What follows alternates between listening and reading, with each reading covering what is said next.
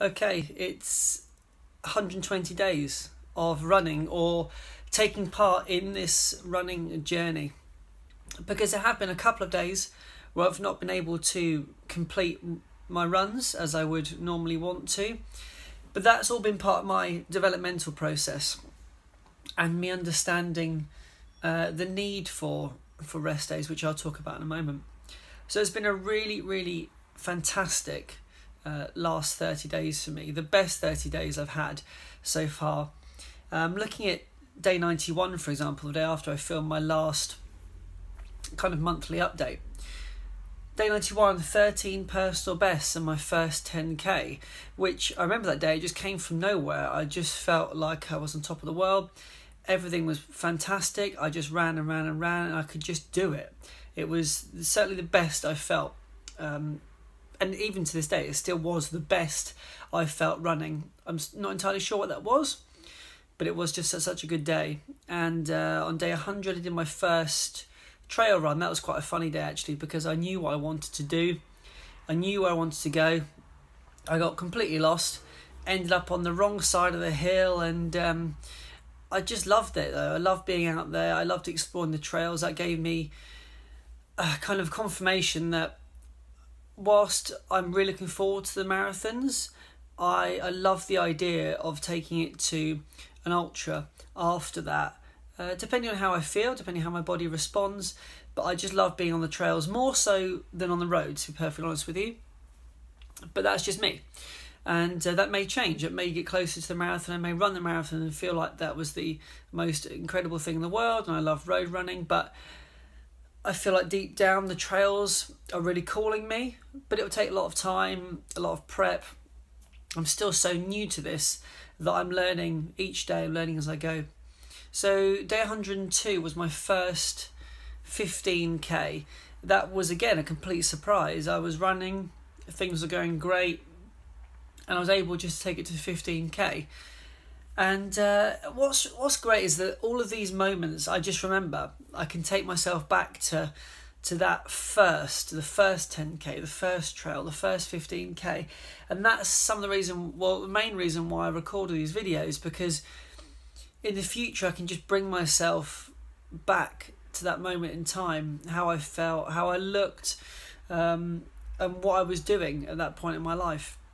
So that was day 102. And then day 105, I went back to the same location that I'd been at on day 102, along by the river. And that day was an interesting day because I didn't feel perfect. Things just didn't seem to be sitting too well. I was running, but it wasn't as free. It wasn't as easy and as relaxed as the previous few days had been. But when I got to the 15k mark, I knew I could take it further. And when I started to approach 20k, I knew that the half marathon distance was in sight.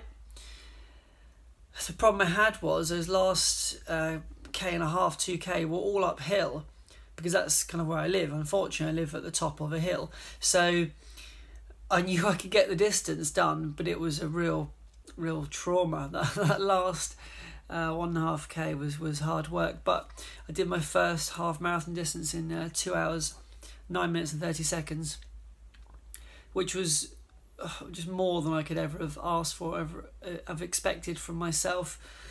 And it gives me something to aim for now. I've done the distance, now I need to work on doing the distance again and the time. I'd love to go sub 2.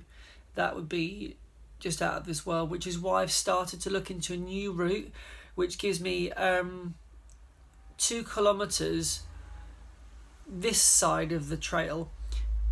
So before I hit the river, I can kind of do a bit more of a loop and join it this end, which means that when I get to 1 and a bit kilometres, the last bit is actually no longer up a hill, because I will then be stopping just before I get to the hill as I do my loop.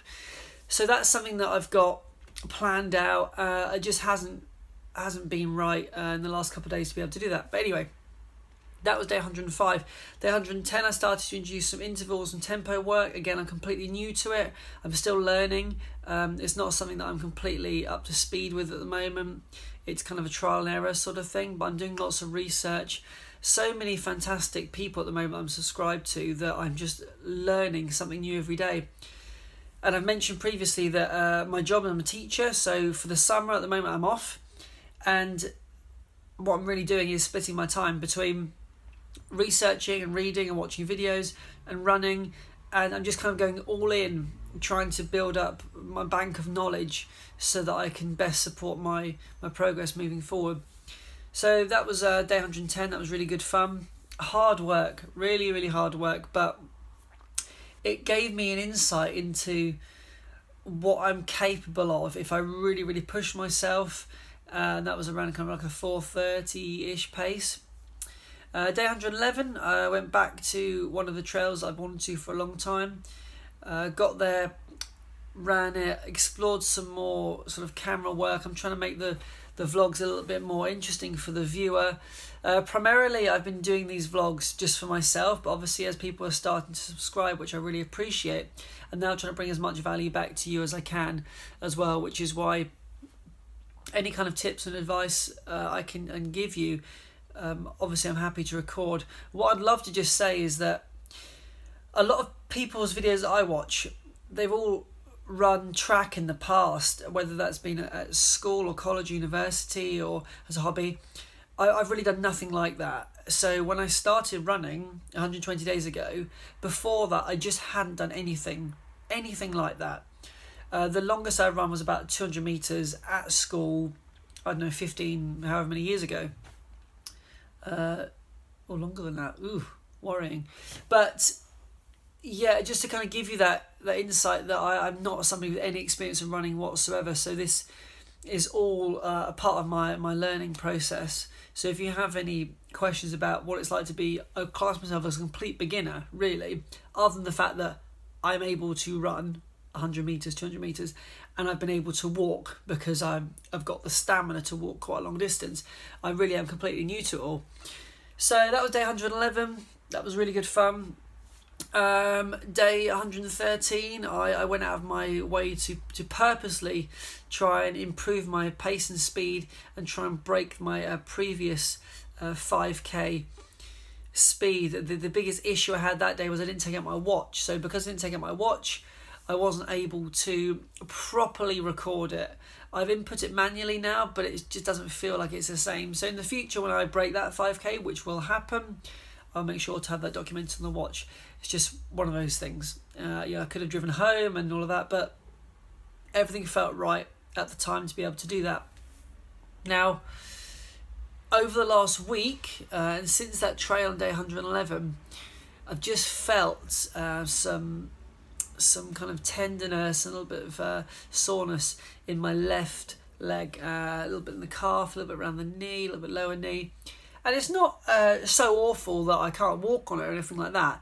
But when I start to run, I'm kind of feeling that impact on the floor, and then obviously over time that progresses to being quite uncomfortable. And so I went out on day 114 with the intention of doing a 10k, and I got myself all ready to go on my pack and all of that stuff. After a k, I just had to call it. It was the first time I experienced anything like it, so I was naturally incredibly devastated, more so than I needed to be.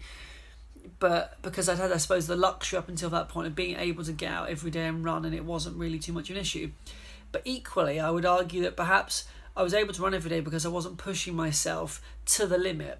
What I was doing was just keeping it very comfortable, which is great, but I wasn't striving for anything more. I was just keeping it within kind of the level and the realms of possibility, and I wasn't really exploring what it might be like to push myself hard, and then if I burn out sooner rather than later, then that's fine. Just accept that I'm trying to improve in all areas. So the last few days have been quite tough because I've had to accept that I need to rest, and as I begin to increase the distances, my body's not used to it. And why should I expect my body just to be able to respond and react to it without any sort of, if you like, consequence? So whilst I've got my daily recovery routines and my foam rolling and my recovery smoothies and some of the nutritional elements that I bring into that, and I've got some stretching now, both yoga and strength training.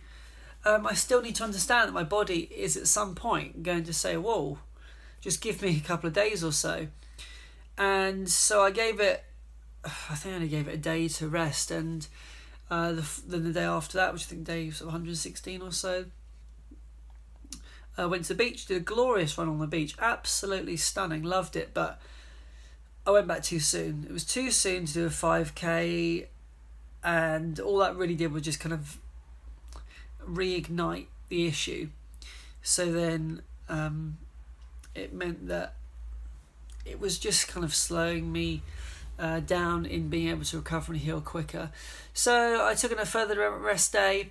I then went out for a light kind of 3k the other day, which was fine, really just slow, taking it easy, but I was still aware at that point that I wasn't fully recovered, and I need to just accept it. I have to just accept it, and it's just because I'm kind of excited. I want to do really well, and I want to work really hard, and I want to have another go at getting to that half marathon distance, but I'm not giving myself and my body the time it needs to recover. So it's been absolutely fantastic. This month has just been filled with the biggest highs, and I don't want to say the low. This is the only low I've had so far, and it's because it's the first time it's happened. Now next time I come into this issue where I know that I need to take a rest, I'm not going to worry about it. It's a rest day. I'll take 4 days off, who cares? My daily vlogs will just be something different. I'll just start to introduce different types of content, which is what I want to do anyway. But up until this point, I've had the luxury of being able to run every day, document it every day. And so it's just a case of shifting what I'm used to and being flexible. I've also done a couple of reviews. So I'd already done a review of the Salomon Trail 20 backpack, which you can find on my channel or kind of up here somewhere. And I've also done a review of this really cool tripod that I got recently, the Fantasy tripod, which I'm actually using to record this video. So that's a great little product, really cheap, really affordable. The links are all down below in the description. Just worth grabbing. I think it's £9, £10 now. For that cost, you've just got a really solid tripod that does a fantastic job. You can take it anywhere. You've not invested £100 in a tripod that, if for whatever reason it got lost, that you're sitting there thinking, I've just thrown away quite a huge amount of money. £10. Okay, and also I've looked at the Salomon Advanced Skin waist belt, which I've been using constantly since I purchased it.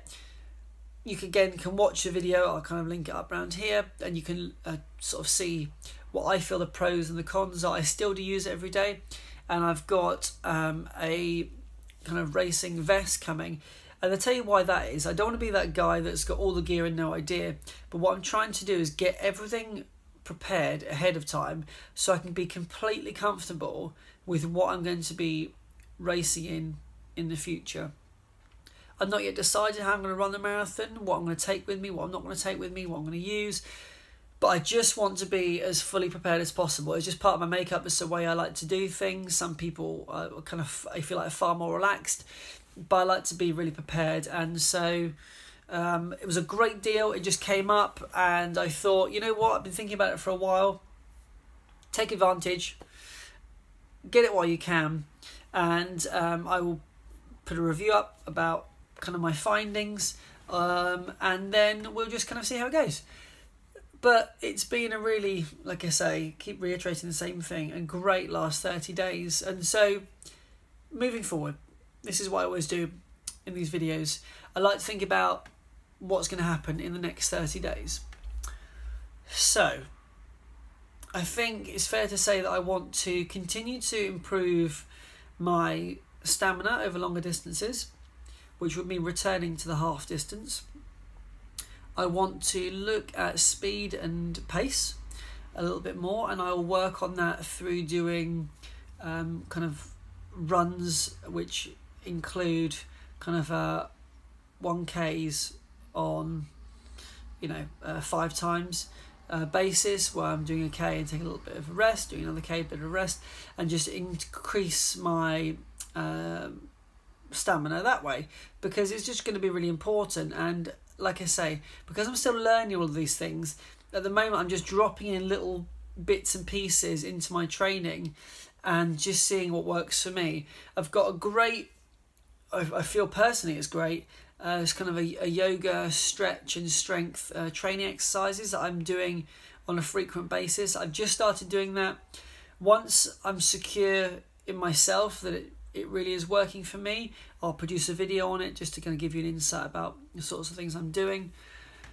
And that's really my focus. I don't want to make it too broad and I'm trying to hit all these markers.